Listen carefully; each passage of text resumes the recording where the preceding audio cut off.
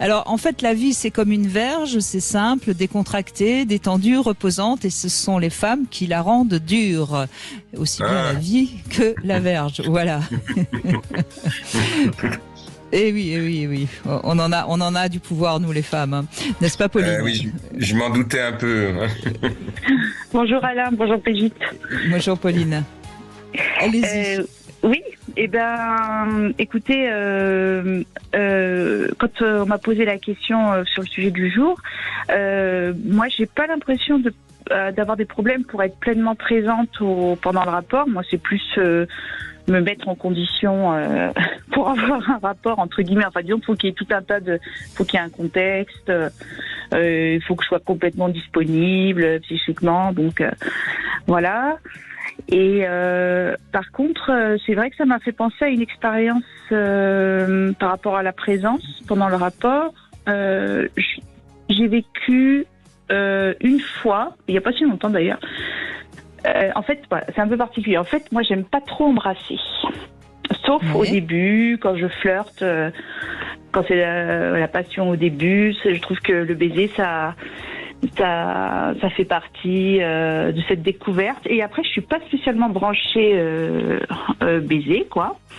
Et il y a pas si longtemps, lors d'une période de crise de couple, on s'est, comme on dit, rabiboché sur l'oreiller, ce qui n'est pas forcément mon mode privilégié de réconciliation. Moi, ce serait plutôt de parler. Et en fait, en s'embrassant, j'ai eu l'impression d'une qualité de présence beaucoup plus importante. Pour le coup, j'étais pleinement présente avec mon compagnon, mais j'étais carrément en lui comme il était en moi, en fait. Je sais pas comment expliquer. Alors que peut-être quand je n'embrasse pas, ce que je ne fais pas spécialement pendant le rapport, justement, je suis peut-être beaucoup plus centrée sur moi-même, sur ce qui se passe dans le moment. Hein, j'ai pas de parasitage autre. Mais je suis peut-être plus concentrée sur moi et sur ce qui se passe pour moi que dans le partage. Oui, mais votre témoignage est très parlant, je trouve, parce qu'on voit bien que vous avez pas de mal à être dans votre ressenti corporel et dans vos sensations et dans votre plaisir, votre jouissance, etc. Et en revanche, peut-être que vous n'êtes pas toujours totalement en lien avec l'autre.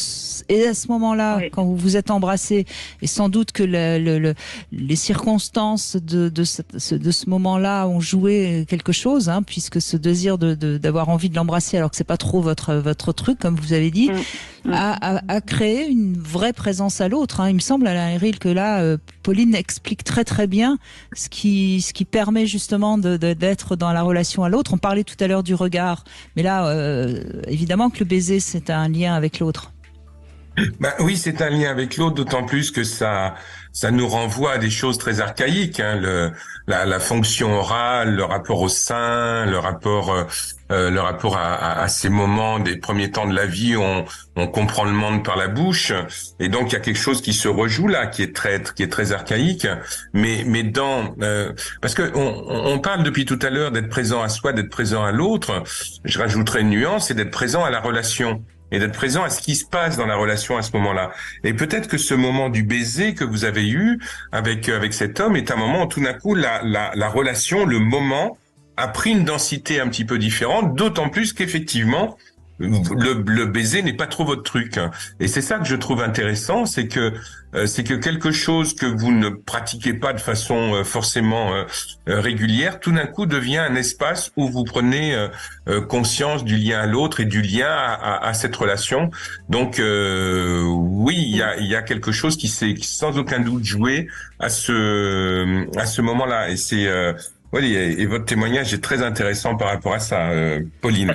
Eh ben merci de m'avoir dit ça, parce que je viens de réaliser que au moment où j'ai justement cette crise de couple, c'est un moment où je me suis sentie insécurisée et j'ai l'impression que je me suis raccrochée.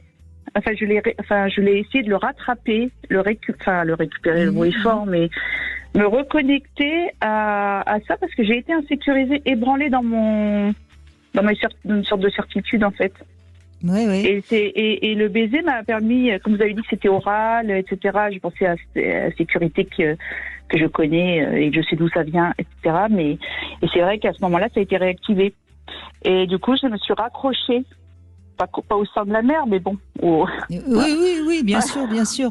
Non, mais vous voyez, c'est intéressant et c'est pour ça que je dis toujours que suivant les sens qui sont un peu plus libérés ou bloqués chez nous, ça parle de nous de toute façon, ça parle de nous. Et moi, je reviens Alain sur ce que vous avez dit tout à l'heure sur la surprise. Il y a eu aussi cet effet de surprise, c'est-à-dire que vous vous êtes raccroché à sa bouche comme on peut se raccrocher au sein de la mer, quelque part vous le dites joliment, et en même temps il y a eu la surprise tout d'un coup d'une sorte de chaleur affective ou d'un moment, et c'est cette surprise-là aussi qui vous a, si je puis dire, surprise. Oui, parce que finalement je me suis rendu compte que je faisais l'amour avec pas des certitudes, mais avec une espèce d'automatisme, tout en sachant que c'était très bien. Donc, parce que je pense que si on n'est pas pleinement présent dans le rapport, c'est qu'on s'embête un peu quand même. Mais là, je m'embête pas. Mais c'est vrai que ça fait une ouverture. Ça laisse une ouverture d'être déstabilisé. Ça permet une ouverture. Mais dans la vie en général, d'ailleurs. Si on n'est pas déstabilisé, on n'est pas dans... Voilà, si on n'est pas un peu en crise, déstabilisé, on n'est pas forcément dans l'ouverture. Des fois. C'est par rapport à ce que vous dites, c'est la déstabilisation, pour reprendre votre terme, qui permet de créer du nouveau.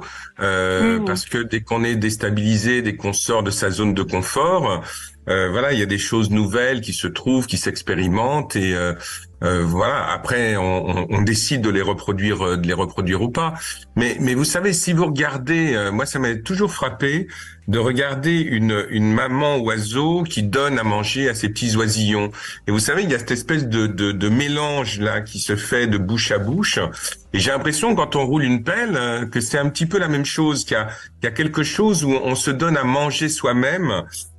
C'est très animal, très archaïque. Et ce moment-là presque de dégustation de la langue de l'autre qui est en train de déguster la nôtre aussi, qu'il y a quelque chose de très très très archaïque. On sait qu'à ce moment-là, on échange énormément de bactéries, que ça renforce notre système immunitaire. Qu'il y a quelque chose qui se joue là. Et le fait que vous ayez eu une conscience de l'instant présent très forte à ce moment-là, je pense que sans aucun doute que ça raconte que vous avez besoin d'avoir des espaces de sécurité pour avoir une sexualité qui soit la plus épanouie possible pour vous. Alors c'est ma projection, mais que la question de la sécurité doit être très très très importante chez vous. Pour tout. Oui. Mais voyez, Pauline, Alain et tous ceux qui nous écoutent, c'est pas par hasard que les prostituées n'embrassent pas, parce qu'en effet, oui, c'est le baiser. Le baiser, c'est quelque chose de terriblement intime. C'est plus intime d'embrasser sur la bouche un homme que de le laisser nous pénétrer. Exactement, c'est vrai. Et je crois que ce que vous dites, Pauline, est très très intéressant, parce que ça révèle aussi que quelque part vous avez du mal à donner cette partie intime de vous-même. Ce sera à vous de tout dire ce que vous avez envie ou pas de nous dire. Hein. Par intime, oui. Moi, je parle assez. Parce que c'est vraiment sur cet aspect-là, parce que c'est très défensif, parce que c'est vrai que sur toute. Par contre, dans le tout ce qui est langage, tout ce qui est non, mais ce que je veux dire, ce que je veux dire, c'est que c'est difficile. C'est pas difficile pour vous d'embrasser, puisque vous embrassez en amont, hein, vous nous l'avez dit. Hein. Oui. Mais ce qui est difficile pour vous, c'est à la fois pendant l'acte sexuel d'embrasser, parce que là, vous vous livrez complètement. Oui. Et en n'embrassant pas, vous gardez une toute petite limite, si je puis dire. De protection. Mais ça, c'est mon interprétation. Hein. Vous en ferez ce que vous voulez. Merci.